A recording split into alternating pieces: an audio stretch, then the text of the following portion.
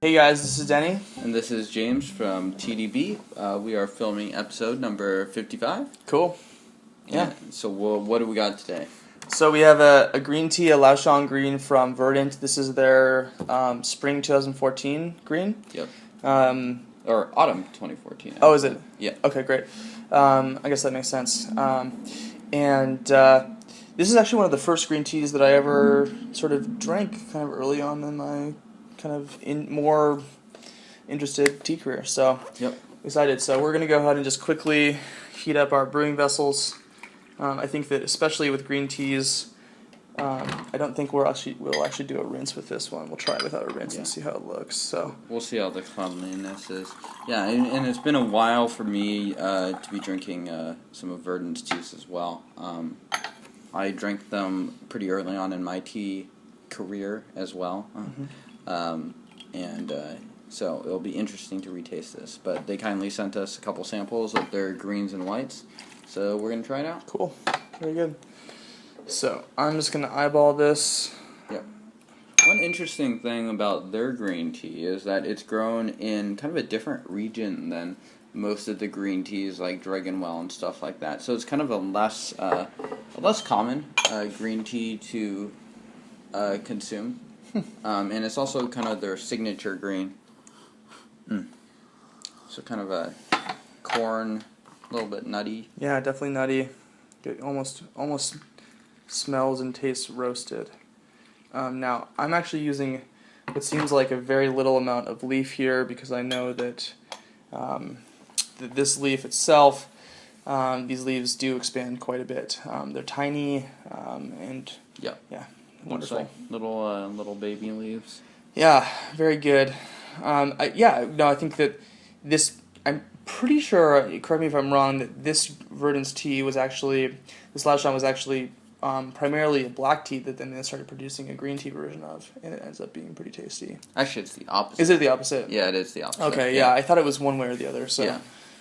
Okay, well. Yeah, so the region has been growing in fame for their green teas, I believe. Okay. And the black tea is kind of like the novelty item. Yeah, well, I've actually really enjoyed their black tea. Very chocolatey, very delicious. So, yep. A little bit more here. So I'm going to brew this pretty light to start because it's been a while, and we can add time and maybe a little bit of heat, but we'll see how this goes to start. Yeah.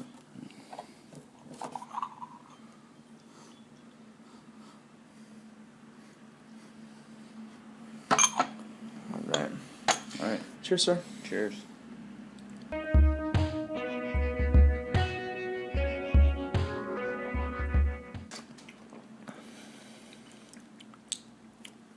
So sweet.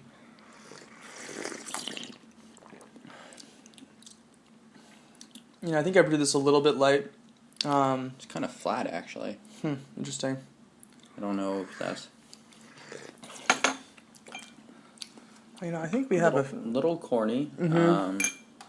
maybe when we were a little bit light on the tea leaves themselves. Yeah, it's interesting. I want another sip here. I definitely have that sweet corn taste that I'm familiar with greens for sure. Mm-hmm.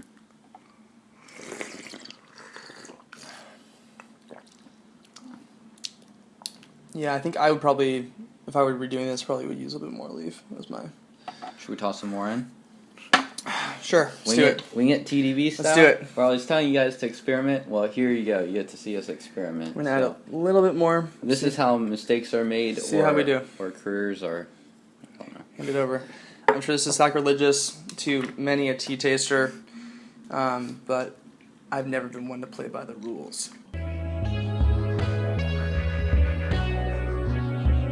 We're renegade tea makers here on TeaDB. We just cut to a black screen. End of episode, guys. Yeah. So, as evidenced by this episode, drink your teas, especially when you're having a new tea you haven't had in a while. See how they go. This tea's ended up brewing pretty light, and I think that I'm used to the New Century House tea that I've been drinking, the green tea, which ends up brewing very potent, so it always takes me off guard. But yeah, this is very light. That sort of typical corn taste. Nice on all of the flavor profiles, though. No bitterness at all.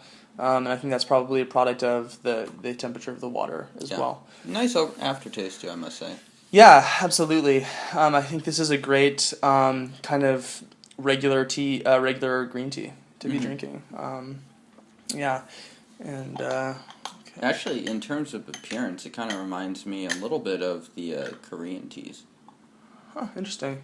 Just kind of with the yang, they call them sejak leaves in Korea, and they kind of have that nutty corn flavor as well. And regionally, actually, pretty close, Qingdao and Korea. So yeah, I'm surprised by how light the liqueur is. Yeah, it's very after brewing our gyokuro, which puts green into green tea. Yeah. This is more pale. It's not quite as gorgeous as that one was, but let's get another taste. That doesn't necessarily mean everything. So definitely better. Definitely has more of a full body now. Yep. I don't know. I'd say I'm enjoying this. Maybe it's just being a spoiled tea drinker, but I appreciate newness and new flavors. And so this for me is good. Again, I think it'd be a good daily drinker. And I think if you're just starting out in tea, I think this would be a great tea to share with your friends, for instance. So yeah, pretty accessible. How would you compare this to kind of the tea that you're just talking about, the New Century tea?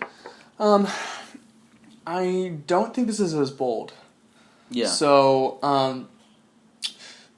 that can be good and bad. For instance, I think this might require a little bit less attention, which could be good if you're doing something a bit more of a casual brew. But if you want something that's maybe a little bit more distinct, I'd say probably the New Century might be a little bit better. Like kind of pushing that edge. Yeah, and for whatever reason, the New Century has a freshness to it and a little bit of a kind of a crisp bite that I really appreciate. And I could see it being off-putting for some folks. I could see it being a little bit distracting, but for me, my taste profile is right there. So I find it to be pretty intriguing in that regard. And you, what are your thoughts, James? It's not bad. I kind of do agree. It crosses me as not super exciting right now.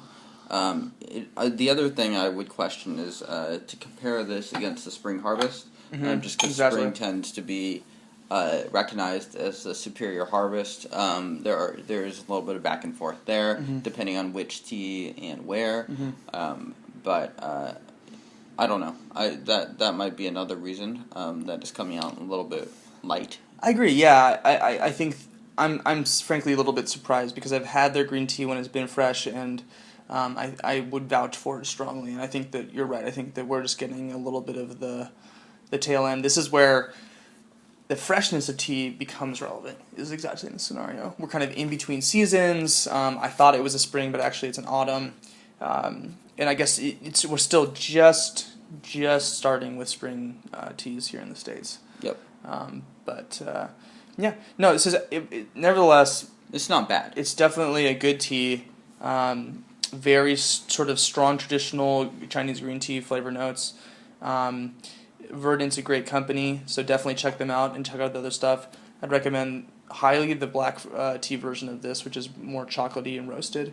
And probably won't suffer kind of like that lack of freshness stuff. Kind of like one wouldn't think, season. Right? I mean, they would roast it on the spot, and in some sense that's going to preserve the tea and the flavors of it differently. But solid tea. I think that also comparing this to last week's episode, which we definitely just had, the intensity of the flavor profile is just a different level. Different levels, yeah, and that doesn't. Again, that's not a negative thing. Not a negative thing. It's not a measurement of the quality at all. It's just saying that these are different teas. Yeah. In fact, I would say this would be much easier to drink on kind of a daily level than the Gyokuro. Definitely. Yeah. Cool. Well, James, if folks wanted to learn more about tea and tea experiments and haphazard tea brewing like I just did. Yep. Which I think it was a good move to actually add a few more leaves there. It added a little bit to the tea for sure. Yeah. But check out TeaDB.org. We've been doing a lot of videos recently on on all green tea, including a big episode a few episodes back. I think it was 52 or 51. I don't know. Whatever it was, where we kind of talked about green tea in general. So if that's something that interests you, please subscribe. Check out some of our other videos. But other than that, thanks for watching, guys. Yeah. Cheers. Take care, guys.